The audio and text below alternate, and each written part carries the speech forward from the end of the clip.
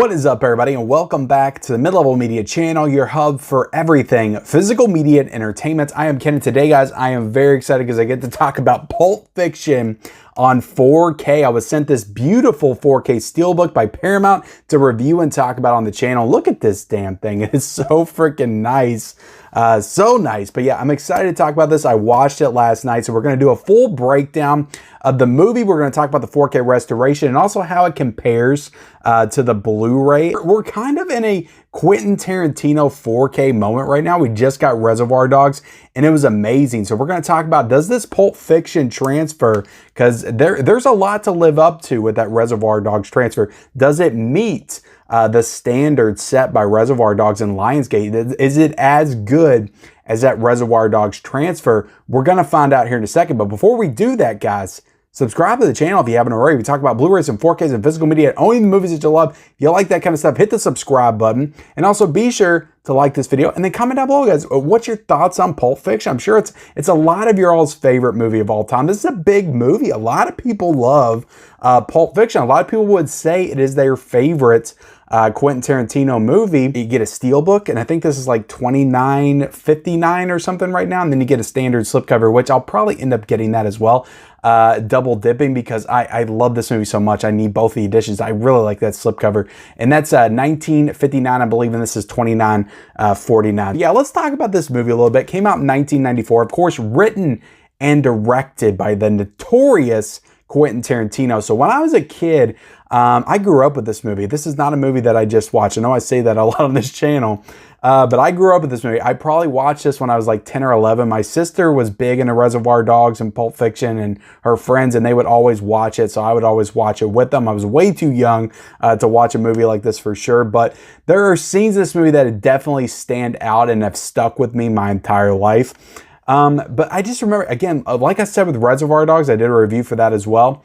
There was just something different about these movies, and I could pick up on it even at a young age when I watched them. Just the way that, just the energy, just the charisma, just the slickness, the coolness, the dialogue, just the energy of these movies. Like, you can just pick up on that kind of stuff. Like, you felt like when you were watching Pulp Fiction, when you're more so Pulp Fiction, but also Reservoir Dogs, you just felt like you were watching something different. And Quentin Tarantino is a filmmaker. Like, I knew very little filmmakers growing up, but I knew Tarantino and I knew Steven Spielberg. Those are two that I definitely knew growing up, and also probably Kevin Smith as well. But yeah, Pulp Fiction, amazing movie. It has such a great cast in this movie. Let me run down this cast. You got John Travolta in this movie, who kind of didn't really make a comeback, but really kind of pivoted his career. Like, he was doing a lot of stuff like Look Who's Talking, which I love the Look Who's Talking movies.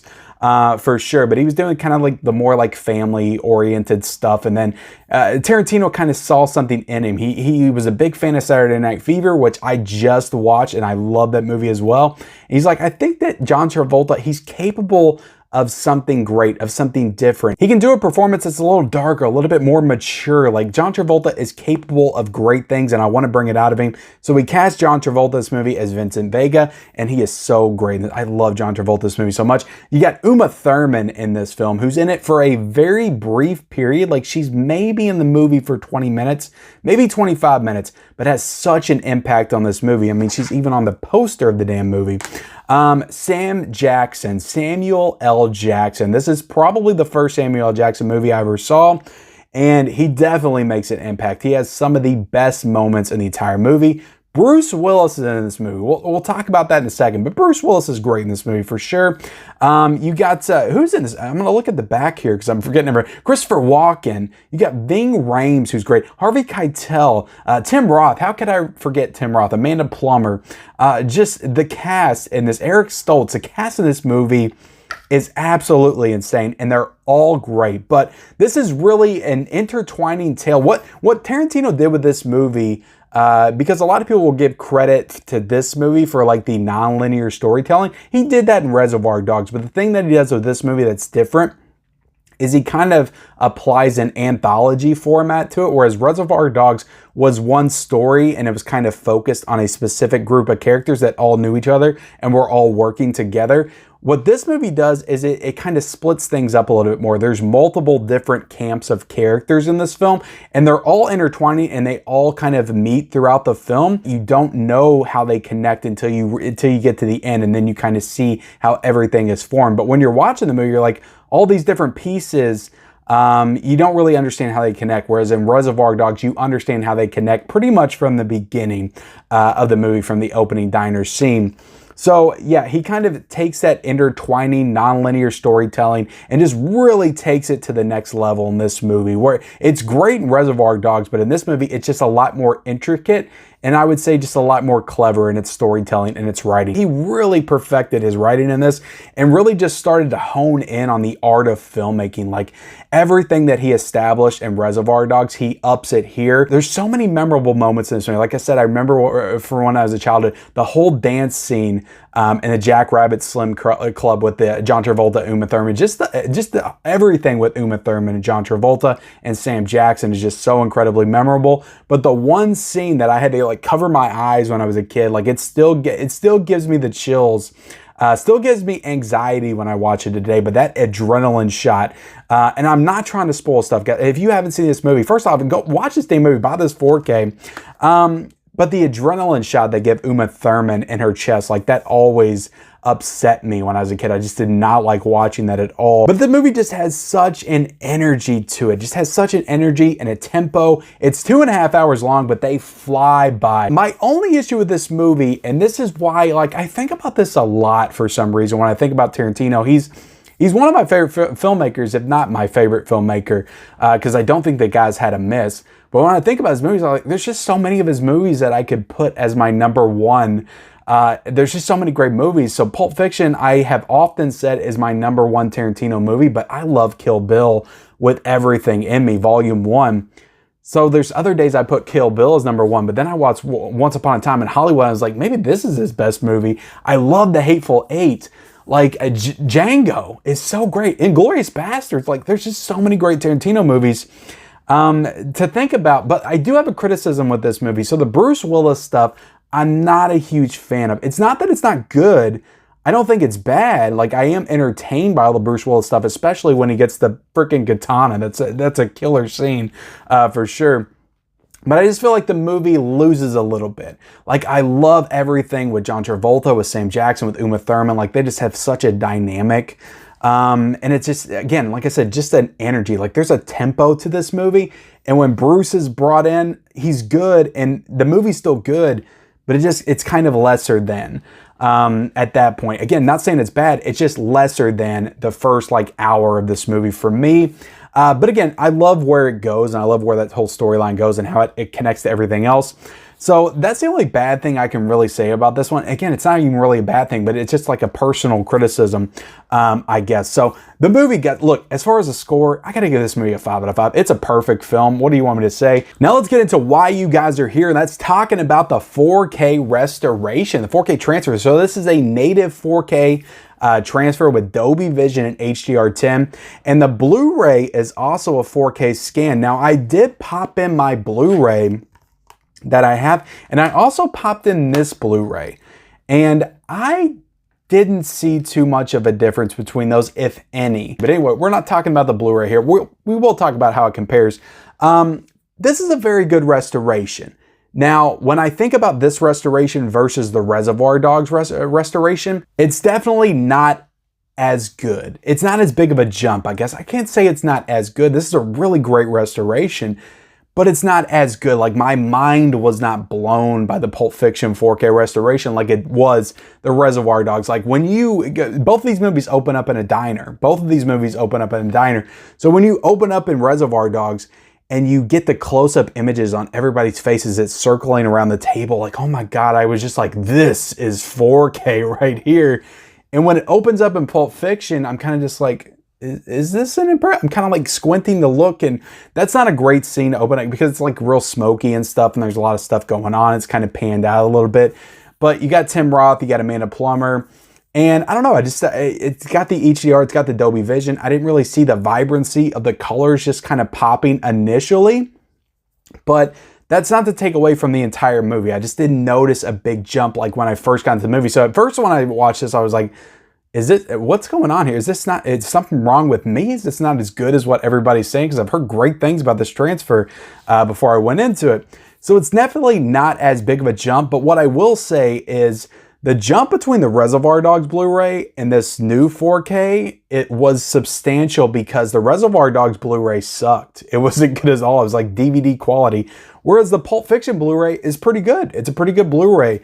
So the jump can't be as big because there was just such a big gap between the Reservoir Dogs 4K and the Reservoir Dogs Blu-ray.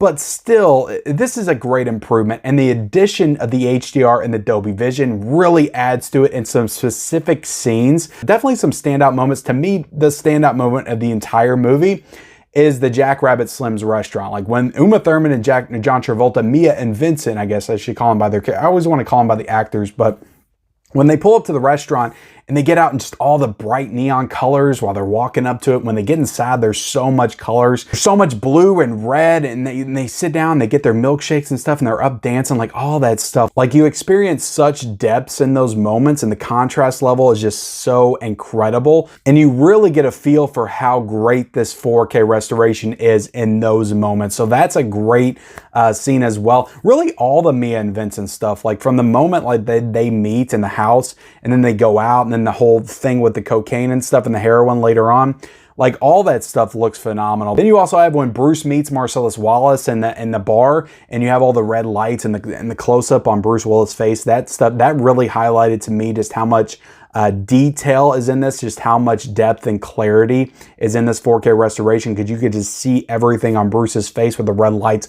All that stuff looked fantastic. And the Sam Jackson monologue, that absolutely delivered in 4K, like the black of the suits, all that stuff just really popped, and just the contrast, the black colors, all that stuff looked absolutely fantastic. But the colors are just much more rich and vibrant in this restoration for sure. There's great detail and depth that is not present on the Blu-ray at all. Like when they first walk into that apartment with those three guys, I watched on the Blu-ray, and he walks in and everything just, all the colors are just kind of muted, and everybody just kind of looks almost, again, it's two-dimensional because you're watching it on a TV, but everything in the apartment just kind of looks two-dimensional. But when you watch it in the 4K and they walk in, like you could see all the details in the background of that apartment. You could see the face on the guy, even though he's so far away when they walk in, you can see the face on the guy sitting at the table eating the Big Kahuna burger so perfectly, and just with such clarity. So that was definitely a big improvement there. At the end of the day, I'm not trying to take anything away. There's some people that are going to watch this review and be like, Ken's shitting all over the Pulp Fiction 4K restoration.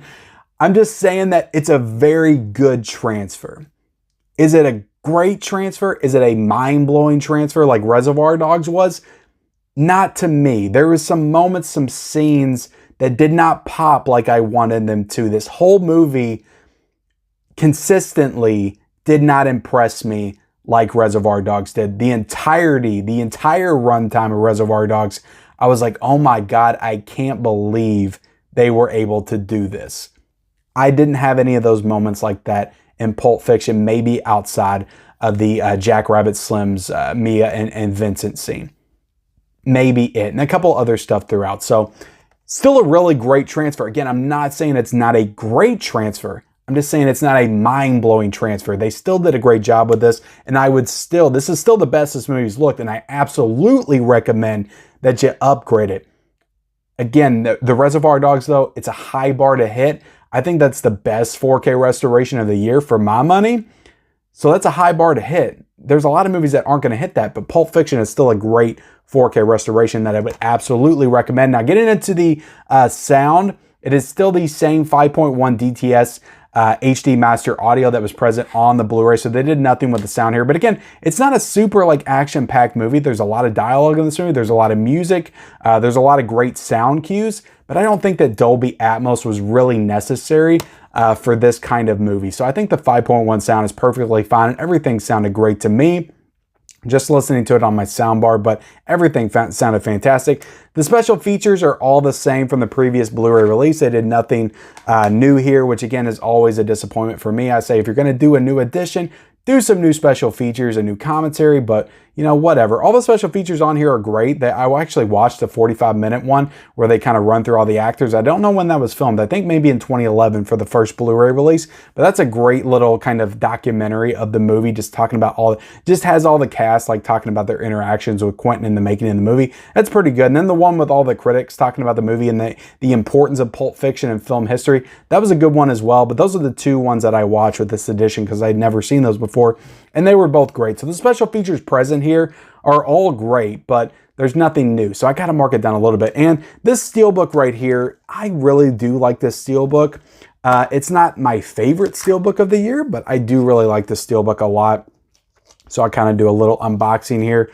We'll take out the disc. So you do get a 4K disc and you do get a Blu-ray disc, which is nice because you don't always get that with Paramount. And on the inside, you got Mia and Vincent. So as I said, you guys, this is a must-own. I say this is a must-own. I would absolutely purchase this. You don't have to get the steelbook. Again, it is $10 more to get the steelbook. Although it is $22.99, I did see on deep discount, so it's a little bit of a cheaper price point if you do want to get the steelbook. But the slipcover is only $19.59, so that's a great price for a new 4K, in my opinion. I would absolutely recommend that you pick this up, add it to your collection. One of the greatest movies of all time, and it's a great 4K restoration. Paramount did a really good job with this one. So thank y'all so much for watching my review of Pulp Fiction on 4K. Hit the like button, hit the subscribe button. Be sure to drop me a comment down below, either your thoughts on Pulp Fiction as a movie, whether or not you're going to pick it up on 4K. Let me know in that comment section below. Turn on the bell notifications and follow me on all my social media accounts. Those links are down below in the description, and we'll see you next time.